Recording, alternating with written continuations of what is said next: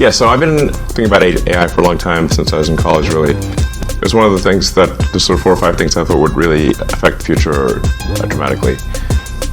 And it is fundamentally profound in that the smartest creatures, as far as we know, on this earth are humans, is our defining characteristic. Yes. We're obviously weaker than, say, chimpanzees and less agile, but we are smarter. Now, what happens when something vastly smarter than the smartest person comes along in silicon form? It's very difficult to predict what will happen in that circumstance. It's called the singularity. It's a singularity like a black hole, because you don't know what happens after that. It's hard to predict. So I think we should be cautious with AI, and I think there should be some government oversight, because it affects it's a danger to the public. And so when you have things that are a danger to the public, like, let's say, so food and drugs. That's why we have the Food and Drug Administration, right, and the Federal Aviation Administration, the FCC. We have these agencies to oversee things that affect the public, where there could be public harm. And you don't want companies cutting corners on safety and then having people suffer as a result. That's why I've actually for a long time been a strong advocate of AI regulation. So that I think regulation is, it's not fun to be regulated. It's somewhat arduous to be regulated. I have a lot of experience with regulated industries, because obviously automotive is highly regulated. You could fill this room with all the regulations that are required for a production car just in the United States, and then there's a whole different set of regulations in Europe and China and the rest of the world. Very familiar with being overseen by a lot of regulators.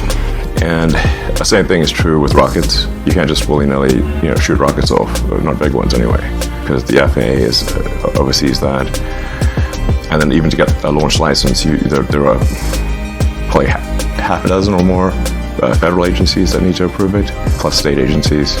So I've been through so many regulatory situations, it's insane. And sometimes people think I'm some sort of regulatory maverick that sort of defies regulators on a regular basis, but this is actually not the case. Once in a blue moon, rarely I will disagree with regulators, but the vast majority of the time, my companies agree with the regulations and comply.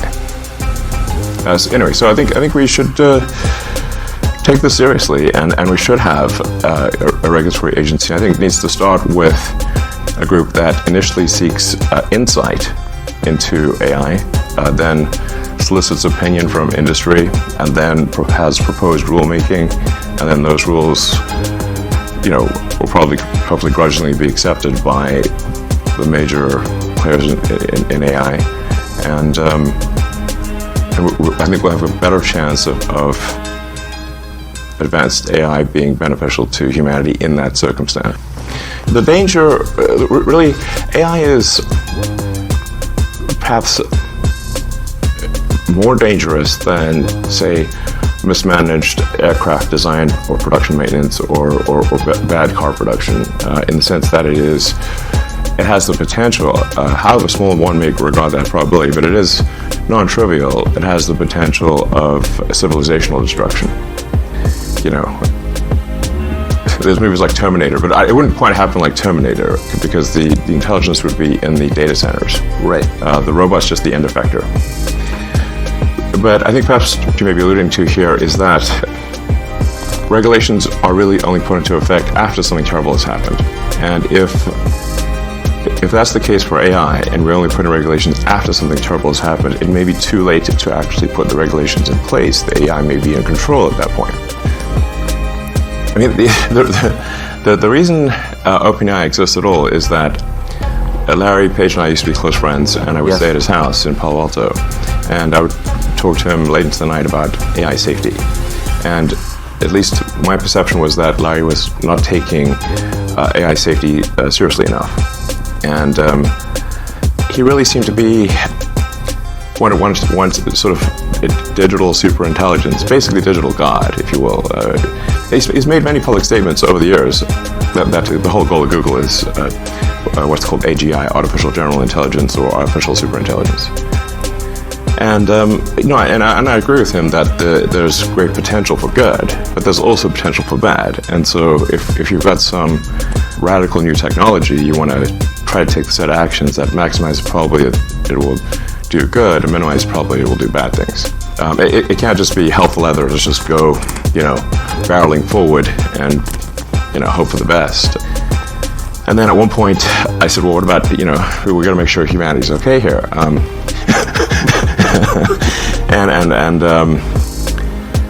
then he called me a speciesist. And there were witnesses. I wasn't the only one there when he called me a speciesist. And so I was like, okay, that's it. Yes, I'm a speciesist. Okay, you got me. Yeah, I'm fully a speciesist. That was the last straw. At the time, Google had acquired DeepMind, and so Google and DeepMind together had about 3/4 of all the AI talent in the world. They obviously had a tremendous amount of money and more computers than anyone else.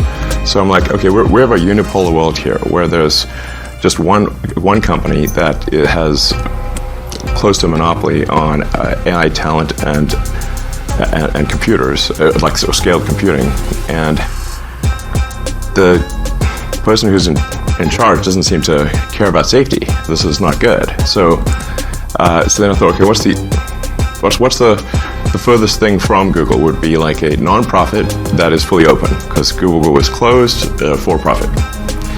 So that's why the open in OpenAI refers to open source, transparency, so people know what's going on, and that we don't want to have like while I'm normally in favor of for-profit, we don't want this to be sort of a profit-maximizing demon from hell. That's right.